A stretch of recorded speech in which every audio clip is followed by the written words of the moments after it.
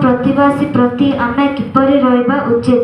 Mark लिखित सुसमाचार 12 अध्याय 31 पद। तुम्हें अपना प्रतिवासी को आत्मतुल्य प्रेम कर। यात्रा पुस्तक 20 अध्याय 17 पद। तुम्हें प्रतिवासी की कौनसी वस्तु लोभ करिब नाही। जिकरिय 8 अध्याय 17 पद। तुम्भମାନଙ୍କର କେହି ମନେ ମନେ अपना प्रतिवासी को अनिष्ट चिंता न करू। हितोपदेश 14 अध्याय 21 पद।